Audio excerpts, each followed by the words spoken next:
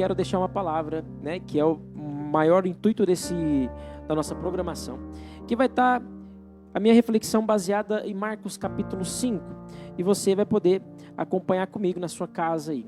Eu não vou ler os versículos para que não fique chato, mas você provavelmente conhece, mas você pode pesquisar aí. Em Marcos capítulo 5, vai falar sobre uma história muito conhecida, né? Não somente o evangelho escrito por Marcos, mas outros também vão comentar essa história. Vai relatar essa narrativa bíblica sobre o endemoniado de Gadara. Jesus, depois que ele passa por uma tempestade no mar da Galileia, né, ou conhecido como de Genezaré, o lago Genezaré, ele vai chegar à praia, e a história do livro de Marcos vai demonstrar que em pouco tempo que Jesus desce do barco, ele já vai se encontrar com esse jovem que era um endemoniado. Ele morava no cemitério. Está escrito aqui que a sua morada era nos sepulcros, no versículo 3 de Marcos capítulo 5. Agora, interessante é que a Bíblia demonstra que as pessoas tentaram ajudar ele e não conseguiram. E eu quero falar com você sobre batalha espiritual. E as pessoas que tentaram ajudar ele, percebendo que não estava certo, a Bíblia demonstra que até com correntes prenderam aquele jovem ao ponto de desistirem dele, porque as correntes não conseguiam mais segurá-lo. Talvez essas pessoas que o ajudaram era a sua própria família, né? E ele não quis mais ficar em casa e foi morar no cemitério, como está no versículo 3. E a Bíblia demonstra também que ele vivia uma pessoa despida, sem roupa, ele se cortava com pedras, e as pessoas tinham medo dele porque ele vivia gritando, né, no cemitério. Lembrando que na cultura daquela época, no Oriente, o cemitério ficava do lado de fora da cidade. Então as pessoas que estavam lá de dentro da cidade estavam tranquilas, justamente porque não tinha por perto um endemoniado, porque ele estava justamente lá no cemitério. Mas interessante é que quando ele encontra com Jesus, o diabo que estava no corpo daquele jovem se manifesta e fala para Jesus: Jesus, o que tenho eu contigo? Não me atormentes. E Jesus, sabendo que era o diabo, já começou a repreender o diabo. E a Bíblia fala que Jesus mandava o demônio sair, no verso 8, dizendo: sai deste homem, espírito imundo. E o verbo que é utilizado aqui no grego é um verbo contínuo, de que Jesus estava mandando sair. É o verbo dizia aqui no português. No grego era o verbo que demonstra uma continuidade. Jesus continuava dizendo: sai, o demônio não saía. Até que Jesus perguntou qual era o nome daquele demônio que ele estava repreendendo. O diabo, que você conhece a história, eu sei, disse para Jesus: meu nome é Legião, porque são muitos, né? Agora, não tem, na verdade, cada um fala um número sobre a quantidade de demônios que seria uma legião. Porque, na verdade, essa palavra legião era utilizada pelos exércitos ali do Império Romano, né? E interessante que eu deixo uma reflexão para você. É o pedido que o diabo fez para Jesus. O pedido do diabo era: Jesus, não nos tire fora dessa província. Província, você sabe que é uma cidade. Está isso registrado no verso 10 de Marcos capítulo 5, verso 10. Não nos faça sair, e rogava-lhe muito, o diabo pedia muito para Jesus, que os não enviasse para fora daquela província. Por que, irmãos, o diabo iria fazer um pedido para Jesus? Não tirar ele daquela província, que é uma cidade, uma aldeia. Daí dá para a gente compreender que o diabo tinha uma missão ali naquela região. Nós podemos entender, irmãos, que o mundo espiritual é organizado. E os nossos inimigos, que são os demônios, são organizados. E eles têm funções em territórios aqui na terra. É por isso que aquele demônio falou para Jesus: não nos tire dessa região aqui. Agora, você pode entender com isso que o diabo não queria sair dali, porque se ele saísse, ele seria penalizado talvez por um líder superior a ele, um principado, como está escrito em Efésios, né? Falando que existe no mundo espiritual os principados, potestades e as hostes da maldade. Agora, observe comigo que o diabo tinha medo de sair daquela província. Eu quero que você entenda que os demônios que têm a função de estar na sua casa, eles têm a função só de estar na sua casa. E mesmo que você repreenda e eles rodeiam a terra, aí você vai entender por que Jesus disse que quando um demônio sai, ele rodeia a terra, ele passeia pela terra, e quando ele volta, ele encontrando a casa, ele volta com mais 7. É porque ele sempre volta para aquela casa. A função dele é aquele território, até que aquele território esteja destruído pelas suas ações. Compreenda então, irmão, irmã, que os demônios que foram lá no inferno, numa reunião que eles fizeram talvez, para que a função deles fosse a sua casa, o seu lar, a sua família, eles não vão desistir até que concluam, que esteja concluído o objetivo, que é destruir você, sua família, seu casamento, seus filhos, tudo que você possui, tudo que Deus te deu. Então, é um pedido que o diabo fez para Jesus, e Jesus atendeu o pedido dele.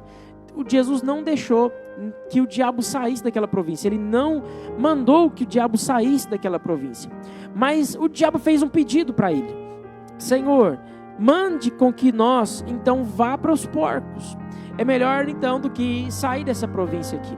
E Jesus permitiu que eles fossem para os porcos.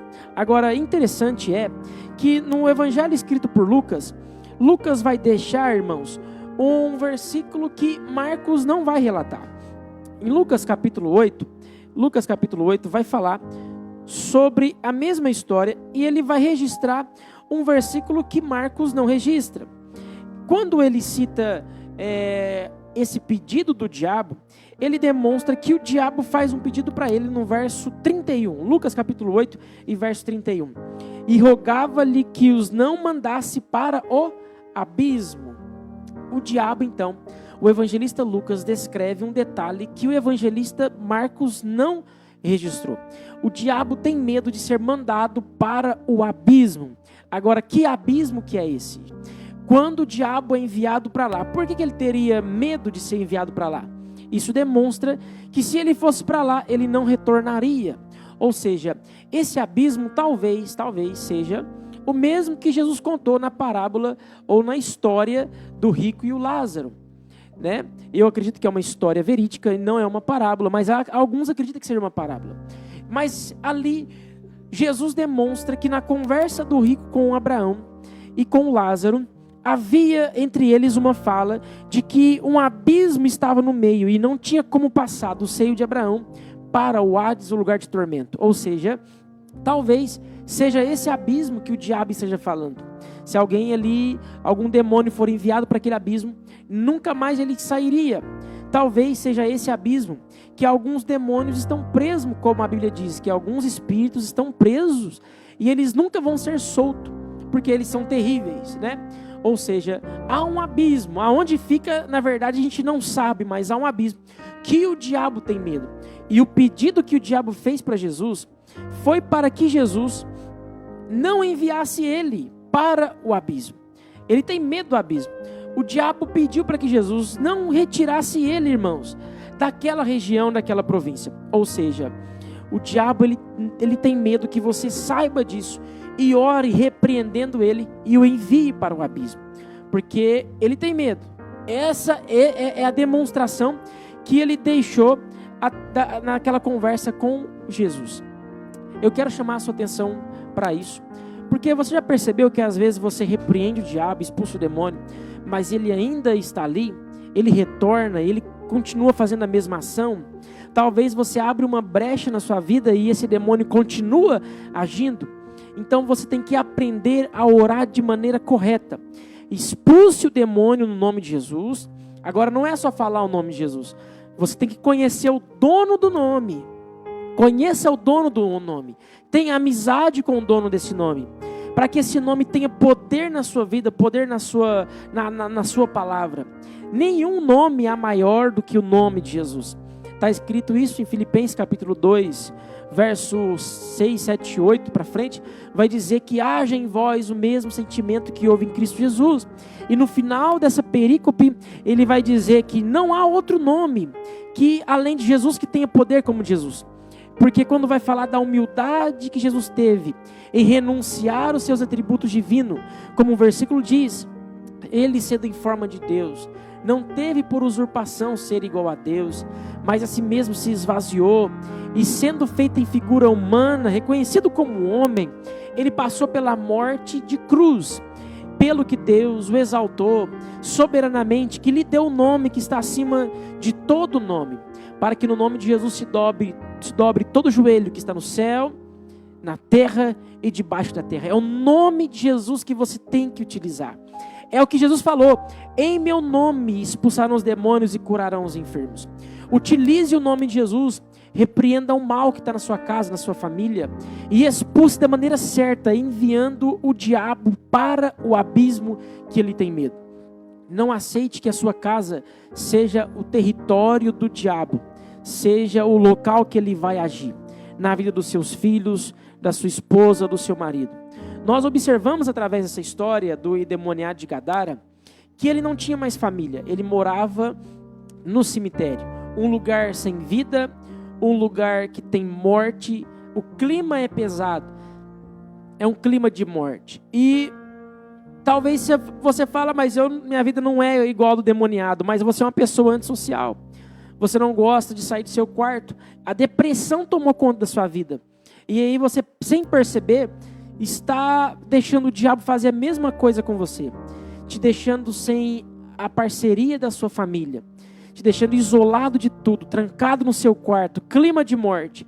Talvez seja por isso que muitas pessoas estão se suicidando. Quantas pessoas nós estamos vendo em nossa região aqui de Ituverava, Guará e nas cidades vizinhas, pessoas morrendo, se entregando a sua vida para o suicídio. Não deixe o diabo fazer isso, mas leve Jesus para sua casa, porque o diabo não vai resistir, ele tem medo que você o mande para o abismo. Olha aqui, irmão, irmã, não gaste o seu tempo, não gaste a sua vida, a sua energia com a internet, simplesmente, Instagram, Facebook, YouTube, jogos, sendo que a sua vida espiritual está ruim. Não gaste o seu tempo, sendo que o seu filho, a sua filha, está caminhando a passos largos para o inferno. Como você consegue ser feliz? Como você consegue ser feliz sabendo que talvez seu filho vai para o inferno? Seus pais vão para o inferno? Não aceite isso. Use o nome de Jesus e envie esse mal para o inferno. Estou vendo que algumas pessoas estão... Voltou aí, Marcelo?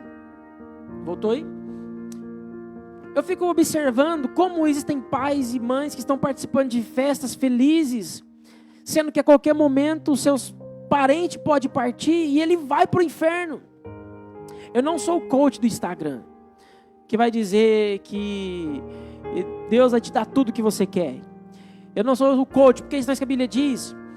Lucas capítulo 12, versículo 20, leia isso agora na sua casa, entra aí no Google e procure para ficar mais rápido para você. Lucas capítulo 12, verso 20 diz: louco, essa noite a sua alma vai ser pedida, e o que tens preparado, e para quem será? Se talvez você ou alguém da sua família está sendo atormentado pelo diabo, e em vez de você acordar sabendo que é o diabo, você está gastando a sua vida com coisas fúteis da terra. Mas amanhã não vai adiantar você chorar em cima do caixão, porque é isso que o diabo fez na vida daquele menino, daquele jovem que estava lá no cemitério. E se Jesus não tivesse aparecido, ele teria morrido ali, porque a Bíblia diz que o diabo fazia com que ele se cortasse todos os dias. Por que aquele menino não morreu? Observe. O diabo pediu para que Jesus o enviasse para os porcos. Por quê? Quando o diabo entrou nos porcos, naquele exato momento, instantaneamente, aqueles porcos ficando possuídos pelo diabo, se suicidaram. Ou seja, o que milhares de demônios fizeram com aqueles porcos, todos aqueles demônios queriam fazer com aquele jovem. O que aqueles porcos estavam enfrentando com todos aqueles demônios, e coisas de minutos aqueles demônios morreram. aqueles porcos morreram por causa dos demônios, aquele jovem iria passar, mas Deus não deixou aquele jovem morrer, mas deixou os porcos morrer. Entenda então, se você está sendo afligido pelo diabo, você ainda não partiu dessa terra porque Deus não deixou. Não é porque você é bom, porque o psicólogo te orientou, o psiquiatra te orientou, o remédio fez efeito, o remédio que você só vai dormir e ficar calmo fez efeito. Não, não, não. É Deus que não deixou você partir da terra ainda. Mas um dia, Deus vai permitir. Para todos. Para o homem, a mulher, o crente, o ímpio, para o gordo, para o magro, o preto e o branco, o pobre e o rico. Todos um dia vão comparecer ante Deus, ante a Deus. Está escrito na carta aos Hebreus: morrendo o homem, segue o juízo. Não tem como você buscar uma esperança após a morte. É por isso que o Evangelho é rústico, da maneira mais simples de dizer. A Bíblia não demonstra esperança após a morte. Se você segue a Bíblia, entenda que o versículo é muito claro: morrendo o homem segue o juízo. Mas você pode hoje, ainda essa noite, alcançar o favor de Deus para a sua família, repreendendo o mal que está agindo na sua família. Alcançar, porque na verdade a graça de Deus já te alcançou aí mesmo onde você está. Olha, a Bíblia diz: buscai ao Senhor enquanto se pode achar, e invocai-o enquanto Ele está perto. E Ele está perto, Ele está agora aí do seu lado, dentro da sua cozinha, do seu quarto, do seu banheiro, da sua sala, do seu carro, aonde você estiver ouvindo ou assistindo. Deus está perto, e é Ele que está te guardando e ainda não deixou o diabo destruir a sua vida, e nem a vida do seu filho, sua esposa, seu marido, dos seus pais, nem o seu casamento. Mas agora é necessário que você faça a oração correta. Repreenda o diabo e o envie para o abismo. Retire ele da sua casa. E